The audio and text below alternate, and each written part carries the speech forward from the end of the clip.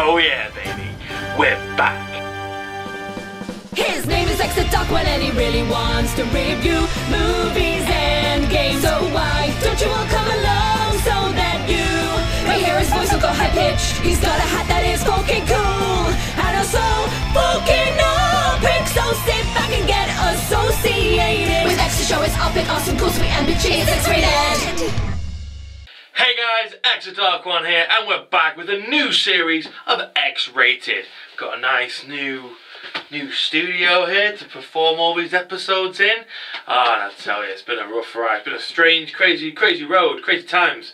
But can't help but feel it's time to get back on track with X-rated. And I believe after episode 5, I promised I'd be doing a particular anime series that had some movies about it. Well, it is certainly that time. It's time indeed. Not only time for episode 6 of X-rated, it's also time to duel, because today we're talking about the Yu-Gi-Oh movies. So for those who don't know, Yu-Gi-Oh is a manga turned anime starring Yugi Muto, who, when finishing the Millennium Puzzle, unlocks the spirit of the nameless pharaoh, who helps him gain more confidence as the two work towards working out who the pharaoh really is. The characters are good, the premise was unique, and the story was really enthralling and spawned many a copycat. Display from a new color. Ha! Duel monsters.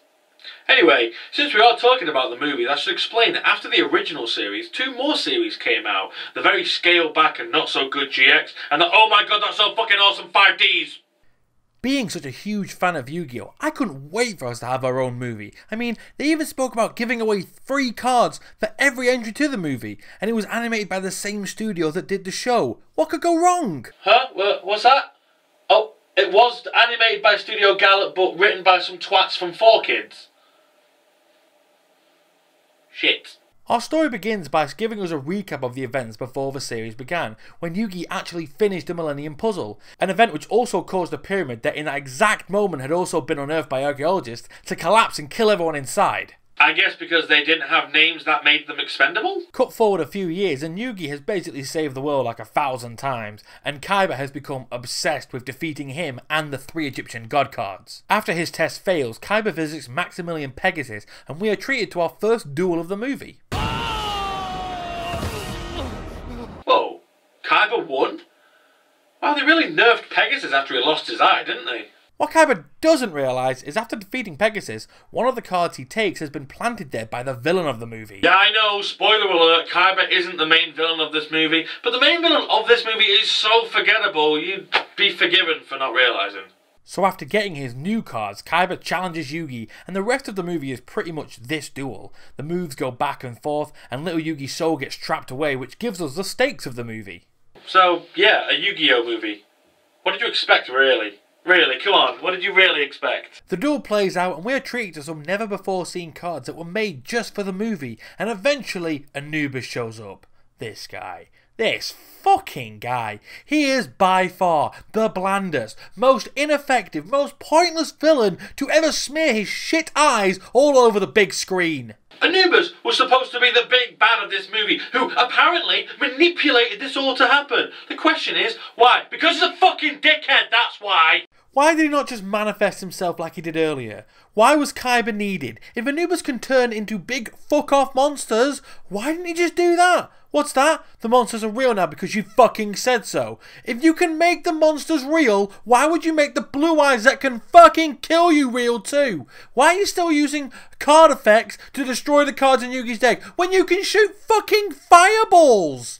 Anubis is just here to be here. His power is whatever is convenient to the fucking plot. And why? Because the pair of twats that wrote this thing insisted on pushing it towards kids who apparently don't need character development, common sense, or, you know, storyline whatsoever, so long as things are going boom boom, pachoo, you made a good movie! Okay, let's step away from the first movie and save the rating for the end of the show.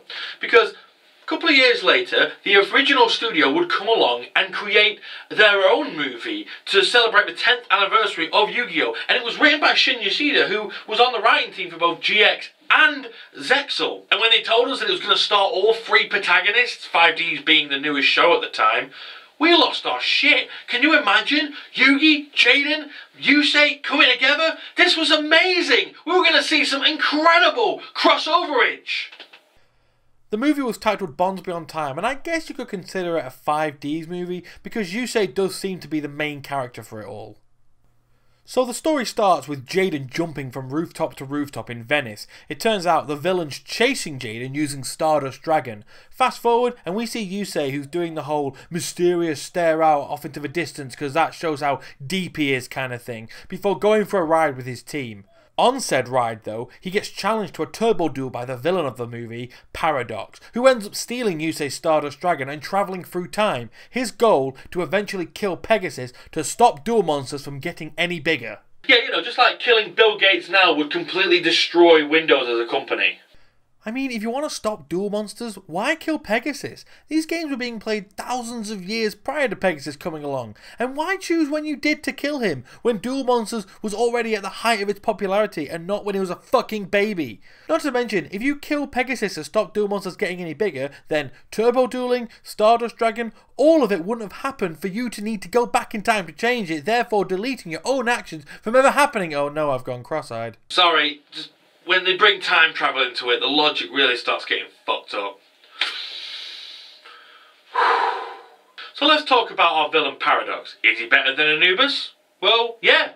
But only, like, stepping in a small bit of dog shit is better than stepping in a big bit of dog shit. Okay, so while the studio went as far as to even link Paradox to the show with a small cameo, and his reason for being a dick was a little better, the only way to know that is if you watched all of 5Ds, which, if you only watched the dub, you never did. Sure, Paradox explains it briefly in the movie, but not well enough to really make much sense. The rest of the movie is just... well, Yu-Gi-Oh! Fan service, as we see Yusei, Jaden and Yugi dueling alongside each other, dropping their best moves and having a massive circle jerk about it.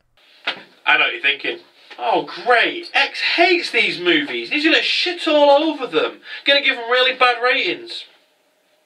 No, the truth is, I fucking love these movies. So as movies, both these films are really poor. The villains are lame, the stories are bland, the visuals for the first movie are just awful, but Bonds Beyond Time was better, but this is X-rated. These are my personal views on a movie or game, and while both these movies are very bad in terms of story and characters, I love them. I loved finally getting to see Yu-Gi-Oh! On the big screen. I loved seeing Yugi, Yusei, and yes, even Jaden dueling alongside each other, but maybe it's just really difficult to make a good Yu-Gi-Oh! Movie, considering the premise. But wait, there's been a new movie that's come out since then.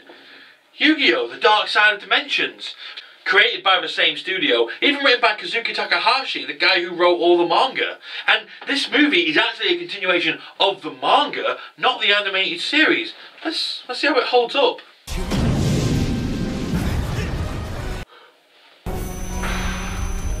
Wrong.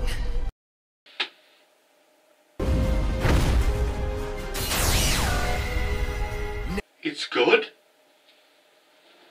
They made a good one? It's a good Yu-Gi-Oh! Movie? I like it, but it's also a good movie? This is fucking awesome! The acting's great, the villain is relative, there is an actual moral lesson about love and loss, letting people go and always having confidence in yourself, and Kaiba wasn't a complete jobber!